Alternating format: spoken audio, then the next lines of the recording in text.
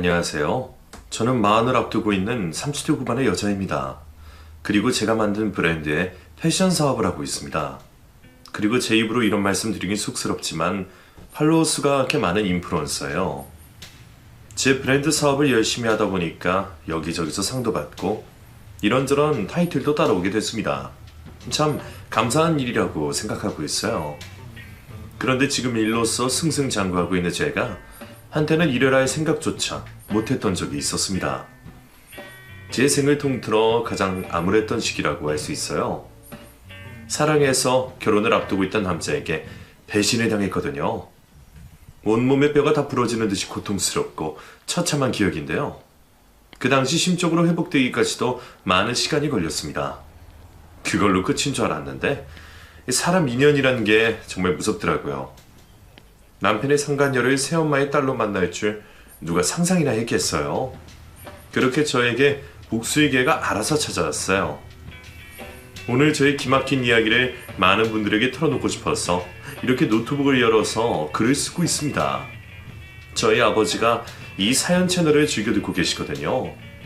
아빠, 만약에 듣고 계시다면 이제는 다 지난 일이니까 가벼운 마음으로 들어주세요.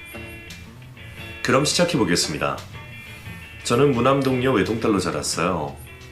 저희 부모님이 난임이셔서 어렵게 아이를 가져도 금방 유살이 됐다고 하셨습니다. 그러다가 시험관 아기를 시도하셨대요. 나중에 알았는데 그 과정이 정말 힘든 거였습니다. 그래도 저희 부모님은 포기하지 않으셨고 4번 실패 후 마지막이라고 생각한 5번째 시도에서 저를 임신하게 되셨다고 했어요. 다정이 너 임신했을 때 엄마도 아빠도 정말 날아갈 듯이 기뻤어. 네 아빠는 감격해서 콧물까지 훌쩍이면서 펑펑 울었다니까. 진짜야? 아빠 진짜 그랬어? 나 아빠 우는 거 한 번도 못 봤는데. 그때 처음이자 마지막으로 울었어. 너무 행복해도 눈물이 나온다는 걸 그때 처음 알았잖아. 아버지가 그렇게 말씀하시자 어머니가 코웃음을 치며 말씀하셨습니다. 그리고 다정이 낳았을 때도 병원이 떠나라 울었잖아. 엄마 대신 네 아빠가 입덧도 하고 아주 유난이었다니까. 당신은 수스럽게 뭐 그런 말을 해. 다정아, 네 엄마도 나 못지않게 울었어.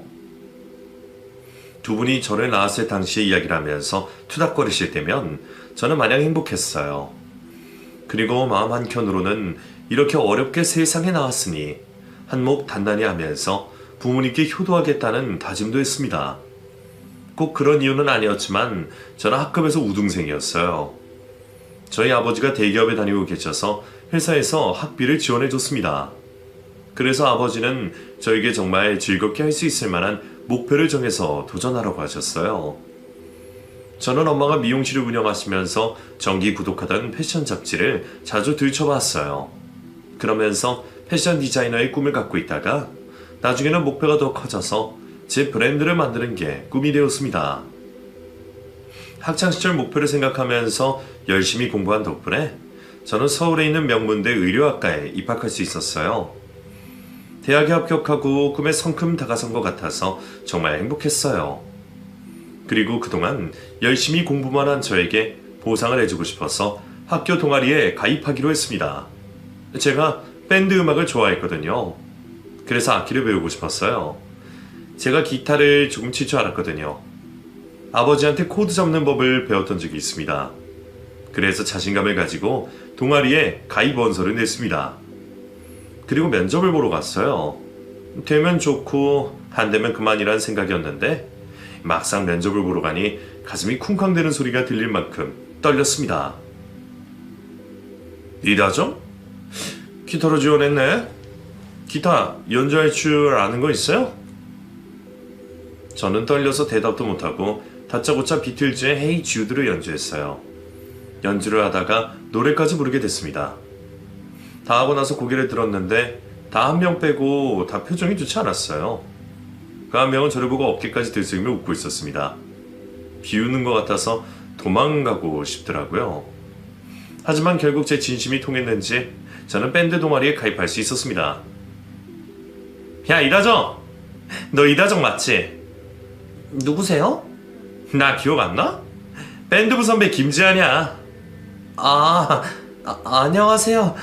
근데 그때 왜 웃으셨어요? 제가 단도직입적으로 묻자 그 사람이 또 웃으며 대답했습니다. 기분 나빴다면 미안해.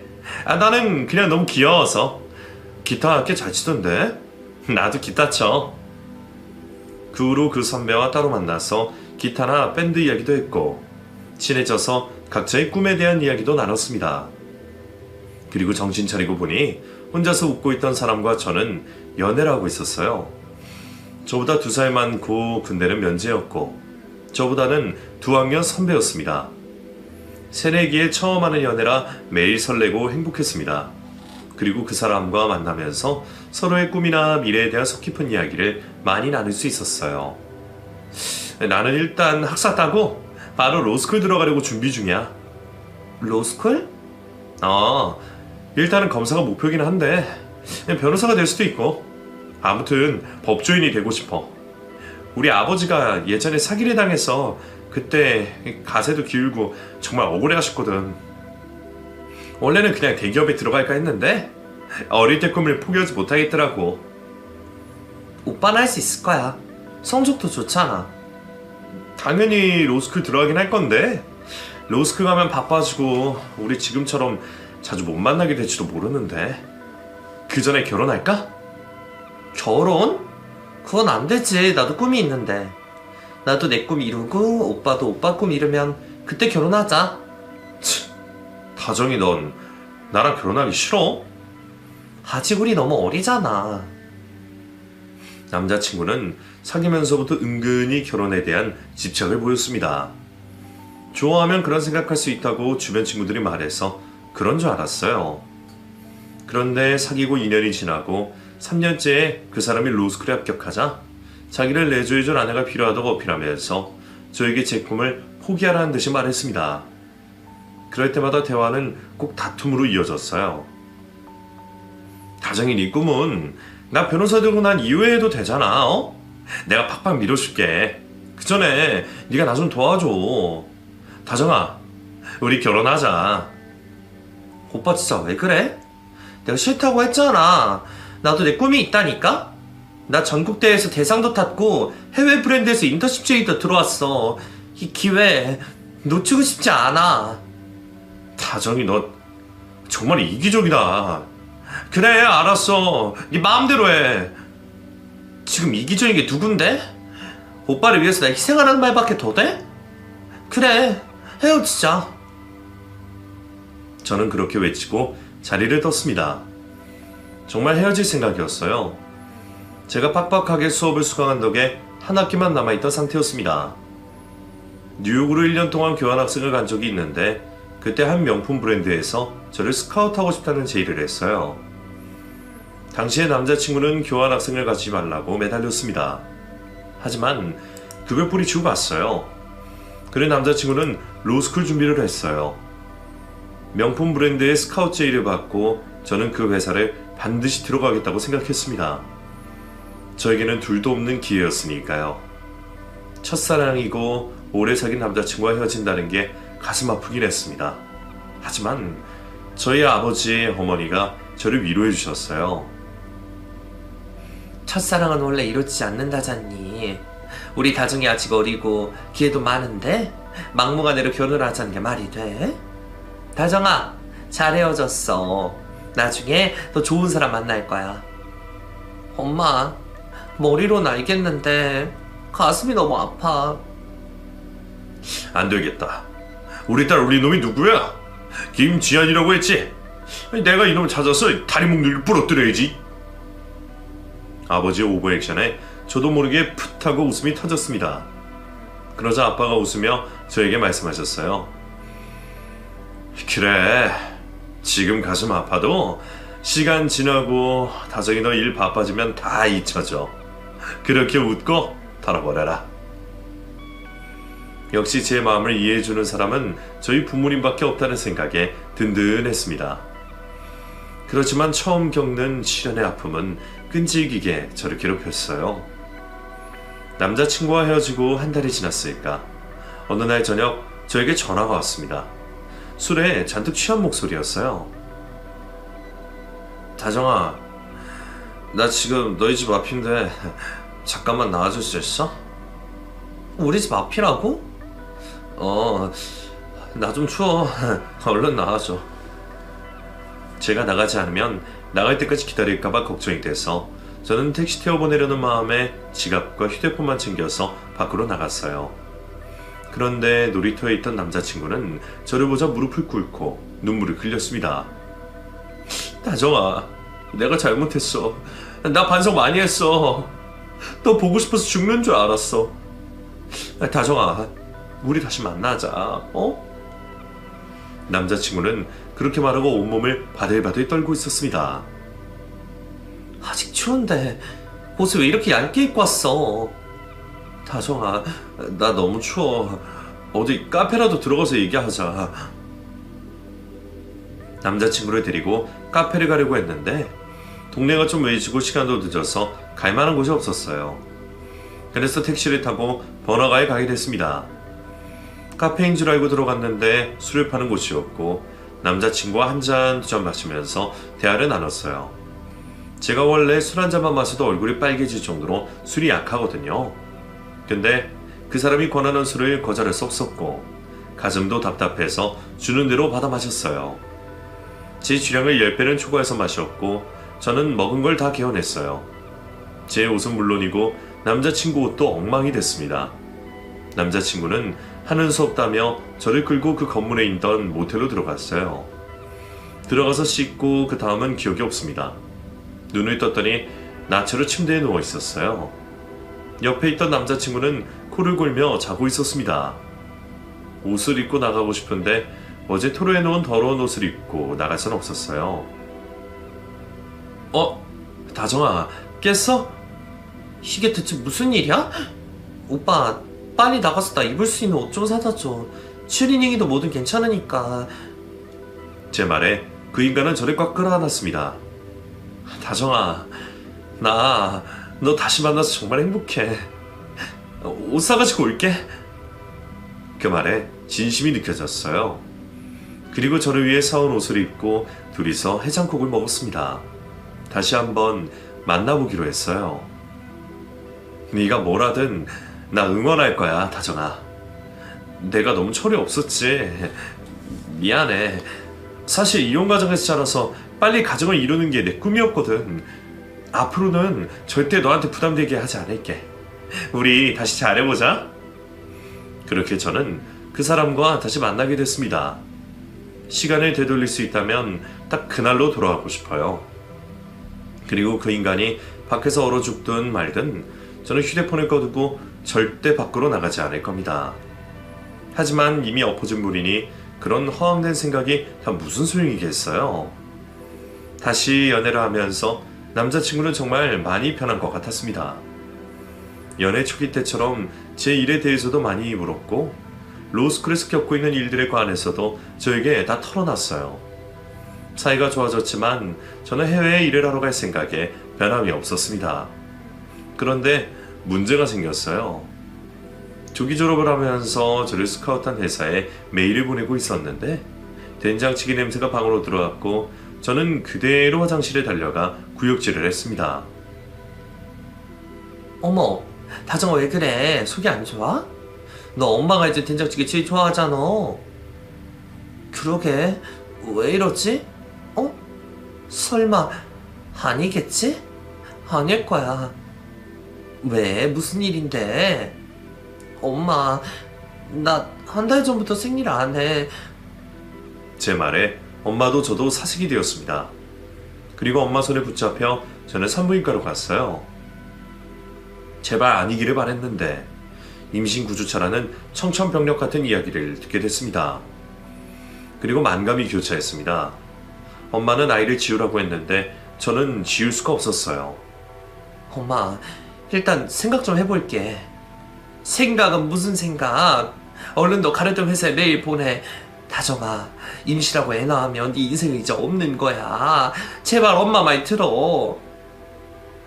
일단 지한 씨랑 얘기 좀 해볼게. 하긴 뭐래, 그냥 치워.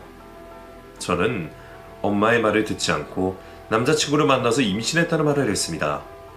그랬더니 길길이 날뛰며 기뻐했어요. 진짜? 다정아 진짜야? 너 몸은 괜찮아? 구주차면 우리 그때... 다정아 나 너무 행복해.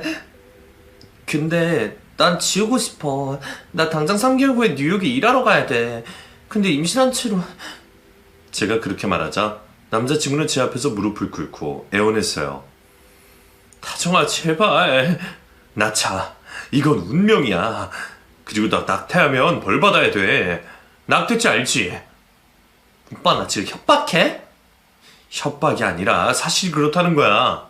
나 변호사 되려는 거 알지? 아직 로스쿨 학생인데 내가 내 여자친구 낙태시켰다는 사실이 알려지면 그럼 나 다 포기해야 돼. 다정아 내가 정말 잘할게. 나 누구보다 너 사랑해줄 자신 있어. 아이 낳으면 그때는 우리 엄마한테 애 맡기고 너 하고 싶은 거 다 해. 남자친구의 어불성설에 당시에는 혹하는 마음이 들었어요. 애를 지우라고 했을 수도 있는데 오히려 낳자고 하니까 정말 저를 사랑하는가 싶은 착각도 들었어요. 그리고 당시에는 사실 저도 애를 지우고 싶지 않은 마음이 컸습니다. 그래서 어리석게도 저는 저에게 온 큰 기회를 놓치고 결혼 준비를 시작했습니다. 저희 부모님은 그 상황을 못마땅해 하셨어요. 하지만 딸의 결정을 따라주셨습니다. 그리고 저희는 상견례를 했어요. 당시 저희 아버지는 대기업 입원이셨고 어머니는 미용실을 운영하고 계셨어요. 남자친구 아버지는 카센터를 운영하고 계셨습니다. 다정이가 참 복스럽게 생겼어요. 지안이가 다정이 자랑을 귀에 딱지가 않도록 했거든요. 그 말에 저희 아버지가 대답하셨습니다. 그러셨구나. 저도 지안이 이야기 많이 들었습니다. 그나저나 이렇게 급하게 결혼 준비를 시작하게 돼서 솔직히 경황이 없네요. 그렇죠? 우리 아들놈이 많이 급했던 모양입니다. 내 나이 53살에 할애비가 되게 생겼네. 예비 시부는 신나셨고 저희 어머니 아버지는 못내 씁쓸한 표정을 짓고 계셨습니다. 장모님, 장인어른 아무 걱정 마세요. 제가 다정히 지켜주겠습니다. 그리고 행복하게 해줄게요. 믿어주십시오. 남자친구는 저희 부모님에게 점수를 따기 위해 우렁차게 말했어요. 그 말을 들은 저희 부모님은 그제야 미소를 지으셨습니다. 그렇게 결혼 준비를 하면서 저희는 결혼 후에 바로 함께 살 수 있도록 저희 아버지께서 해주신 아파트에 신혼살림을 들어두고 동거를 시작했습니다. 4개월 후에 결혼인데 그때 내 배 많이 나오려나? 그게 걱정돼? 위에서부터 쫙 펼쳐지는 웨딩드레스를 입으면 아무 문제 없어. 예비 신랑은 결혼에 대한 기대감으로 가득 차 있었습니다. 저도 이왕 이렇게 된 거 아이 잘 낳고 남편과 함께 행복하게 살자는 생각이었어요. 애 키우고 나이 들어서 꿈을 이룬 사람들도 많으니까 포기하지 않으면 언젠가는 제 꿈을 이룰 수 있겠다고 제 마음을 다잡았습니다. 예비 신랑은 로스쿨 수업을 듣느라 얼굴을 볼 시간도 없을 만큼 바빴어요. 저는 친정엄마와 둘이서 아기용품들을 구경하고 구입하러 다녔습니다. 얼마나 귀엽고 예쁜 것들이 많은지 가슴이 설레었어요. 엄마, 우리 바다 빨리 만나고 싶다. 이런 거 입히면 얼마나 귀여울까? 귀엽지. 둘 다 인물이 좋아서 애도 예쁜 애 낳을 텐데 얼른 보고 싶네. 바다야, 너도 얼른 할머니 보고 싶지? 어? 지금 대답한 것 같은데? 네. 들리지 엄마? 이거 주책이네 우리 딸. 엄마가 그 마음 잘 알지? 막상 아이를 낳기로 결심하니까 뱃속의 아이가 무탈하게 저와 만날 날이 기다려졌습니다. 가끔 외박도 하고 바쁜 남편은 그래도 집에 오면 저를 따뜻하게 대해줬어요. 배 땡기고 그러진 않아? 미안해. 내가 시험 때문에 바빠서. 뭘 미안해. 괜찮아. 근데 이번 주 일요일에 웨딩드레스 보러 가는 거 알지? 거긴 갈 수 있어? 당연하지. 거기 가려고 이미 스케줄 조정 다 해놨는데? 우리 예쁜 다정이한테 어울리는 드레스 골라줘야지. 그래. 당신 안목 좀 봐야겠네? 떨리네. 번데기 앞에서 주름 잡으려니까. 그때만 해도 남편이 다른 여자와 외도를 하고 있을 거라고는 추호도 생각하지 못했습니다. 정말 상상할 수가 없었죠. 그렇게 저와 결혼하고 싶어 했고 이제 결혼식을 코앞에 두고 있었는데 말이에요. 그날은 웨딩드레스를 맞추러 가기 전날 남편은 갑자기 다음날에 학교에 가봐야 한다고 했어요. 다정아 어쩌지? 나 내일 오후 2시까지 학교에 갈 일이 생겼어. 뭐라고? 스케줄 다 빼놨다며. 그게 나중에 설명할게. 그럼 너 오늘 처가에 가 있을래? 어차피 내일 장모님도 같이 가는 거잖아. 너 몸도 무거운데 혼자서 가지 말고. 나도 오늘 밤새야 할 것 같아. 그래, 알았어. 미안, 나 못 데려다 줘. 택시 불러줄게. 남편이 허둥지둥대서 저는 정말 급한 일이 생긴 줄로만 알았습니다. 저는 저희 친정에서 사정을 설명했고 다음날 엄마와 함께 가기로 했습니다. 그리고 다음날 몸이 찌뿌둥하고 온몸이 두들겨 맞은 느낌이었습니다. 일어나서 기분이 좋지 않았어요. 아버지는 지인분 아들 결혼식에 가셨고 저는 엄마에게 말했습니다. 엄마, 나 아무래도 집에 좀 들렸다 가야 될 것 같아. 어디 신혼집? 왜? 그냥 뭔가를 두고 온 것 같기도 하고 어제 꿈자리도 뒤숭숭해서 지한 씨한테 무슨 일 생겼을까봐 전화도 안 받아. 학교 가서 바쁜가 보네. 그래, 네 마음이 그러면 들렀다 가자. 그리고 저는 엄마가 운전하시는 차를 타고 제 신혼집에 도착했습니다. 엄마는 주차를 하고 저와 함께 집으로 올라갔어요. 근데 아까 주차하면서 보니까 김서방차가 있는 것 같은데 집에 있나? 버스를 타고 나갔나? 가끔 그러거든. 저는 애써 그렇게 말하고 집 앞에 섰습니다. 그런데 집 앞에서 요란한 소리가 났어요. 무슨 일인가 싶어서 비번을 누르고 엄마와 함께 현관문을 열자마자 저는 온몸이 굳어버렸습니다. 제 예비 신랑이 웬 여자와 나체로 뒹굴고 있었거든요. 저희 엄마도 그 모습을 보고 할 말을 잃으신 채 일단 사진 먼저 찍으셨어요. 다정아! 저 여자 누구야? 야, 너 뭐야? 저는 분노로 피가 거꾸로 솟는 기분이었는데 상간녀는 차분하게 옷을 입고는 저에게 들어오라고 했습니다. 마치 자기 집인 양 행동하더라고요. 남편은 그 여자에게 가라고 했지만 그 여자는 자리를 떠날 생각을 하지 않았어요. 들어오세요. 제가 다 말씀드릴게요. 그 말에 저희 엄마가 소리쳤습니다. 이년이 남의 남자랑 붙어먹어 뭘 잘했다고 이리 당당해. 제가 잘못한 건 뭔데요? 그 여자가 그렇게 말했고 저는 참지 못하고 예비 신랑의 싸대기를 짝 소리가 나게 내리쳤습니다. 다정아! 더러운 입으로 내 이름 부르지 마. 야, 너 이 사람이랑 무슨 사이야? 그리고 났는데 배가 미친 듯이 땡기고 아파왔어요. 하지만 저는 어떻게 된 영문인지 알고 싶었습니다. 그리고 그 여자가 말했어요. 언니, 진정해요. 차라리 결혼 전에 한 게 다행 아닌가? 저 오빠를 6개월 전부터 만나고 있었어요. 그때는 오빠가 언니랑 헤어졌다고 했는데 다시 붙어먹을 줄 누가 알았겠어요? 어떻게 보면 제가 더 억울한 부분이 있거든요. 그녀는 그렇게 뻔뻔하게 말했습니다. 그리고 예비 신랑의 말이 더 어처구니가 없었어요. 다정아, 장모님! 수연이 저랑 아무 사이도 아니에요. 다정이랑 헤어졌을 때 저 좋다고 하던 카페 직원이랑 홧김에 얘가 하도 들이대서 결혼하면 안 만나려고 했어. 제발 믿어줘. 저는 그 말을 듣고 울며 불며 주먹으로 힘껏 그 남자를 두들겨 팼습니다. 그걸 변명이라고 해? 내 인생 다 포기하면서 믿었는데 네가 감히 어떻게... 그러다가 저는 배에 엄청난 통증을 느끼고 기절해버렸어요.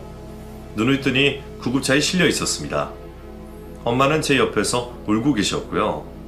그리고 아래를 내려다보니 하열로 인해서 제 치마가 빨갛게 물들어 있었어요. 그날의 충격과 갑작스러운 스트레스로 인해서 저는 유산을 하고 말았습니다. 유산까지 하고 허망하게 병실에 누워있는데 그 남자가 스르륵 문을 열고 들어왔어요. 다정아, 괜찮아? 그걸 질문이라고 해? 너랑 싸울 기운도 없으니까 꺼져. 너 덕분에 유산까지 했네. 그래서 말인데 다정아. 그 남자가 우물쭈물하는 사이에 상간녀가 불쑥 들어왔습니다. 그리고 저를 내려다보며 말했어요. 여자가 그렇게 남자를 두들겨 패냐? 야 봐봐, 지한 오빠 입술 다 터진 거 보라고. 인과응보야. 뭐 이 미친년아? 어머, 욕하는 거 봐? 오빠 빨리 말해. 그러자 저와 결혼하기로 했던 그 남자가 입을 열었어요. 다정아, 너한테 싹싹 빌고 사죄하려고 했는데 여기 산부인과 와서 소연이가 임신한 걸 알게 됐어. 왜 이렇게 답답하게 말을 해? 오빠, 저 오빠 애 가졌어요. 이제 사주처라고 하네요? 이렇게 될 운명이었나봐요. 언니 유산하니까 바로 내가 임신한 걸 알게 됐네? 아저씨가 올렸으니까 망정이지. 얼마나 다행이야? 그치 오빠? 그 남자는 어쩔 줄 몰라 했고 저는 최대한 차분하게 말했습니다. 그래, 알았으니까 내 눈앞에서 당장 꺼져. 둘이 결혼을 하든 지지고 볶든 나는 아무 관심 없으니까. 그러자 그 남자가 울부짖으며 말했습니다. 다정아, 난 사실 너뿐이야. 소연이 얘가 임신하지만 않았어도 나 너랑 결혼 진행했을 거야. 미안해 다정아. 그리고 밖에서 모든 이야기를 다 들은 저희 엄마 아빠가 문을 열고 들어오셔서 두 사람께 윽박을 지르셨어요. 그걸 말이라고 해? 우리 다정이가 너 때문에 꿈까지 포기하고 희생했는데 나가, 이 더러운 자식아. 너 전형 끌어하고 뒹구는 거 내 휴대폰에 다 들어있어. 너 이놈 변호사 못하게 해줄까? 장모님, 지워주세요. 제발요. 장모님은 얼어 죽을. 당장 나가. 엄마가 그렇게 말하자 상간녀는 그 남자를 일으켜 세우며 한껏 약을 올렸어요. 어머, 온 가족이 싹 다 교양은 밥 말아 먹었네. 오빠, 나도 여기 있다가 저 언니처럼 유산할 것 같아. 그냥 나가자. 오빠는 내가 용서해줄게. 그렇게 어처구니 없는 말에 내뱉으며 상간녀와 그 남자는 병실을 빠져나갔습니다. 저만큼이나 예비신앙을 믿었던 저희 부모님은 답답한 마음에 본인들 가슴만 내리치셨어요. 내가 끝까지 말려야 했는데 어디서 저런 쓰레기 같은 놈이. 아유. 여보, 다정이 아직 힘들어. 그만합시다.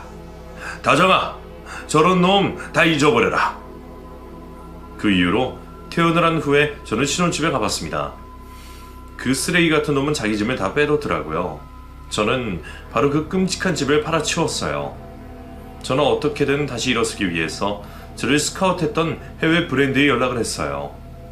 그런데 이미 저에게 줬던 기회는 다른 사람이 채갔다고 타이밍이 중요한 거라며 매정하게 말했습니다.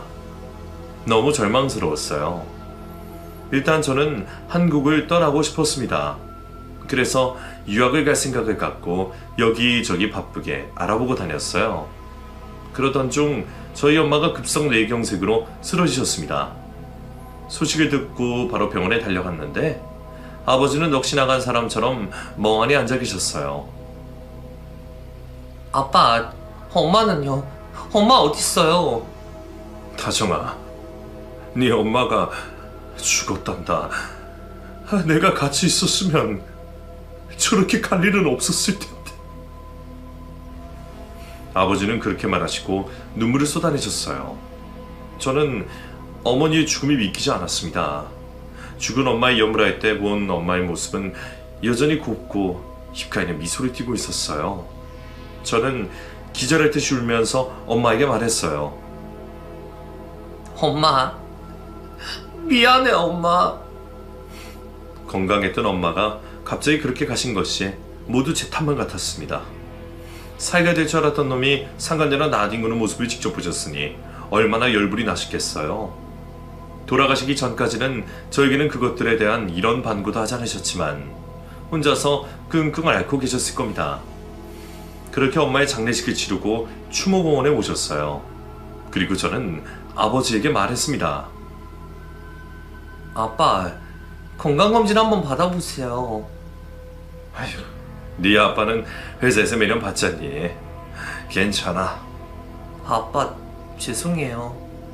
다정아, 네가 뭐가 죄송해. 아휴, 우리 딸. 김재한, 최소연. 그 두 인간만 아니었어도 제 인생이 그렇게 꼬이진 않았을 거란 생각에 분노로 하루하루 피가 마른 것 같았습니다. 저는 엄마를 보내드린 후에 하고 싶은 것도 싹 사라지고 무기력하게 하루하루를 지냈습니다. 어머니가 그렇게 가신 후로 제 삶의 목표도 의지도 다 잃어버린 것 같았어요. 잘 먹지도 않고 방 밖으로 나가지도 않았습니다. 그런 저를 끌어내준 것이 아버지예요. 아버지는 포기하지 않으시고 매일 저에게 산책을 가자고 하셨습니다. 다정아, 밖에 날씨가 좋다. 아빠랑 요 앞에 산책 나가자. 어? 안 가요. 혼자 다녀오세요. 한 달 동안 매번 싫다고 했는데 그날따라 아버지 목소리에 기운이 없어서 저는 걱정되는 마음에 문을 열고 나갔어요. 저에게 들릴까봐 소리 없이 눈물을 흘리고 계셨더라고요. 저는 말없이 아버지를 안아드리며 같이 펑펑 소리내 울었습니다. 그러고 나니까 조금은 마음이 개운해져서 아버지와 함께 산책을 갔어요. 그리고 아버지의 권유로 병원에 가서 우울증 진단을 받고 약을 복용했습니다. 약을 먹고 상담을 받으니 점점 나아졌고 예전에 의욕 많던 제 모습으로 돌아갔어요. 아버지는 종교가 없는 분이었는데 어머니가 그렇게 가고 난 이후에 일요일마다 교회를 찾아가셨습니다. 저는 다시 열심히 옷을 디자인하고 만들었습니다. 아버지와 저는 나름대로 회복을 해가고 있었어요. 그렇게 4년의 세월이 지났고 저에게 다시 좋은 기회가 와서 프랑스에 가게 됐어요. 아버지를 혼자 두고 가려니 발길이 떨어지지 않았는데 아버지께서는 저에게 제발 가라고 하셨습니다. 다정아, 아빠 걱정은 하지 말고 잘 다녀와. 그래도 아빠 혼자 계시면. 아빠가 무슨 애냐? 너 없을 때 연애도 하고 더 잘 지낼 테니까 아무 걱정하지 마. 연애요? 그래, 연애. 네 아빠 아직 56 청춘이야. 그럼 다녀올게요, 아빠. 저 올 때쯤 새엄마 만들어 두세요. 오냐, 잘 다녀와. 프랑스로 떠난 저는 그곳에서 다시 패션 공부를 하면서 유명 브랜드에서 디자이너로 일했습니다. 새로운 환경에서 전혀 다른 경험을 하다 보니 제 브랜드에 대한 구상도 점점 체계가 잡혀가는 듯 했어요. 그렇게 그곳에서 5년 반이라는 시간을 보냈습니다. 그 사이 아버지가 대기업에 임원으로 정년퇴임을 하셔서 그때 잠깐 한국에 들어갔어요. 그리고 아버지가 만나는 아주머니를 소개받았습니다. 말로만 듣던 따님이구나. 패션 하신다더니 정말 감각이 남다르네요. 말씀 편하게 하세요. 그래, 이 사람 딸이면 내 딸이기도 하니까. 한국에는 언제 와요? 2년 안에 들어오려고 해요. 파리에서 제 브랜드를 런칭했거든요. 이제 저 모국에서 일해야죠. 헉, 진짜 멋있다. 아버지 정년퇴임 후에 저는 아버지가 만나는 아주머니와 식사도 하며 친분을 쌓았습니다. 아빠 어떻게 만났어요? 아빠가 교회 다니잖아. 거기 권사님이셨거든. 아, 교회에서 만나셨구나. 아빠, 그분 많이 좋아요? 좋기는 그냥 마음이 편해져. 아버지가 편하게 지낼 수 있는 친구가, 아니 애인이 생겼다는 게 정말 다행이었어요. 잠깐 만났지만 말씀도 조근조근 잘하시고 배려 있는 모습에 저도 아버지가 그분을 만나는 이유를 알 것만 같았습니다.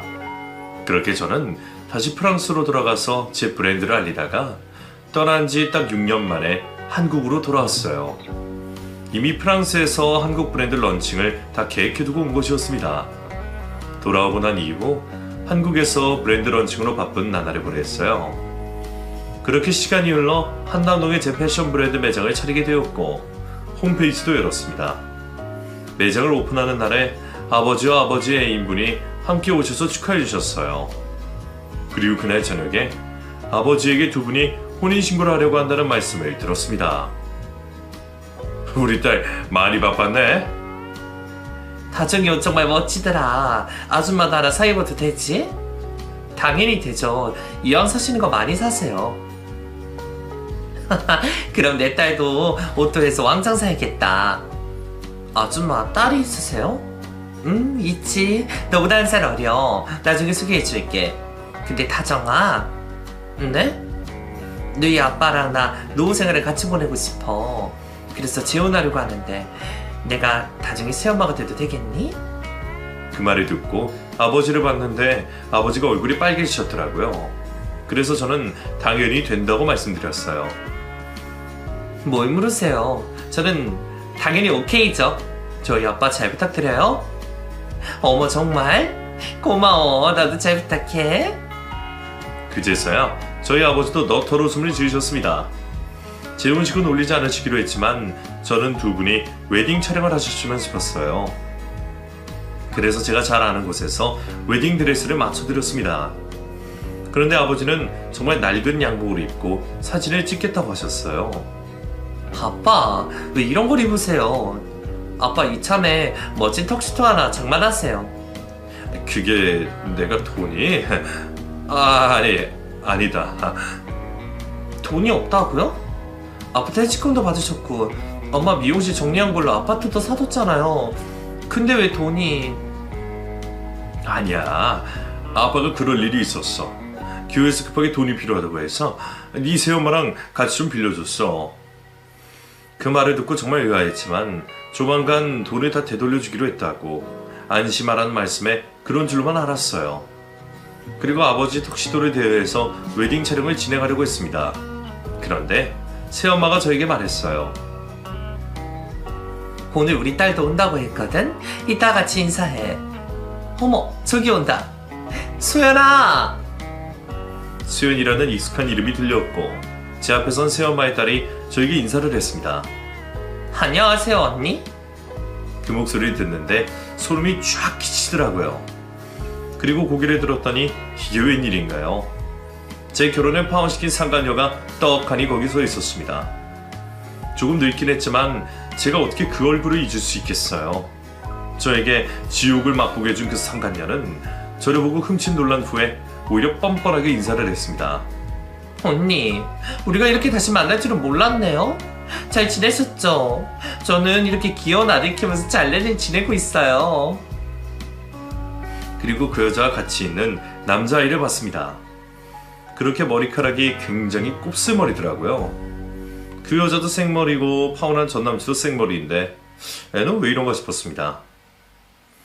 아무튼 그년이 저를 보고 환하게 웃으며 인사하고 아무것도 모르는 제 아버지에게 아빠라고 하는 소리 들으니 단전 깊숙한 곳에서부터 분노가 치밀어 올랐어요. 이 결혼은 절대 하면 안 된다는 생각에 저는 새엄마 앞으로 가서 말했습니다. 새엄마 저런 년을 딸이라고 키웠어요? 당황한 아줌마가 저에게 욕을 했어요. 뭐 이년아? 너 벌써부터 이복 언니 짓 하니? 네가 우리 딸에 대해서 뭘 안다고 그래? 잘 알죠.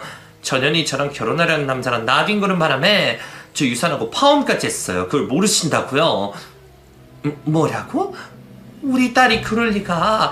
김서방이랑 오래 사귄 사이라고. 되게 따님 덕에 저희 엄마 돌아가셨는데 그 자리에 아줌마가 들어온다는 게 말이 돼요? 이 결혼 없던 걸로 하시죠.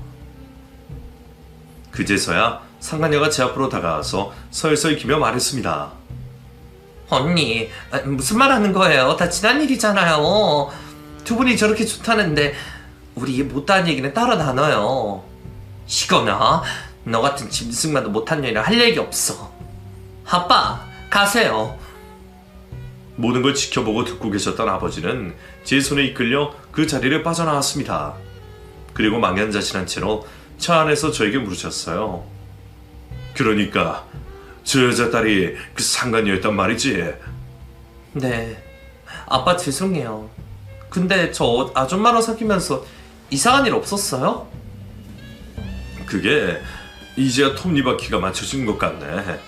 다정아, 아빠 사기당한 것 같아. 뭐라고요? 아버지가 교회인 줄 알고 다녔던 곳이 알고 보니 지독한 사이비 종교였어요.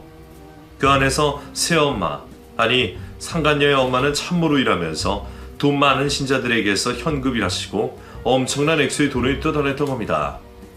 사실 아빠가 교회 빌려준 게 아니라 그 여자가 헌금을 해야 한다고 해서 그냥 줬거든. 내가 미쳤나 보다. 아유, 그게 어떤 돈인데. 저는 그 후로 아버지가 사기당한 일의 증거를 모았습니다. 그러면서 그 사이비 종교 피해자들도 만나게 됐어요. 그 사람들과 함께 저희는 민형사로 고소를 하기로 했습니다. 경찰에서 영장이 나왔고 저는 저와 파혼하고 당시에 아라주노 로펌에서 일하던 남자를 만나러 갔어요. 저를 보고 미친놈처럼 반가워했습니다. 다정아, 나 너 평생 못 볼 줄 알았는데 너 브랜드 런치겠다는 소식은 들었어. 멋있다. 결국 해냈구나.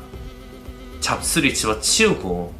김지한씨 알고 있어요? 뭘?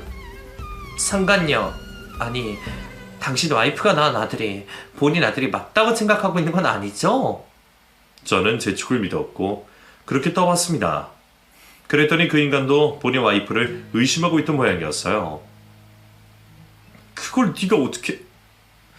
나도 심증은 있는데 확인하기가 두려웠어. 확인해. 유전자 검사하라고. 그럼 나한테 다시 와줄래? 다정아, 나 너 한시도 잊지 않았어. 그래, 생각해볼게. 놀랍게도 상간녀가 낳은 아들과 그 남자는 친자관계가 아니라는 검사 결과가 나왔다고 했어요. 그리고 그 남자는 이혼 소송을 직접 진행했습니다.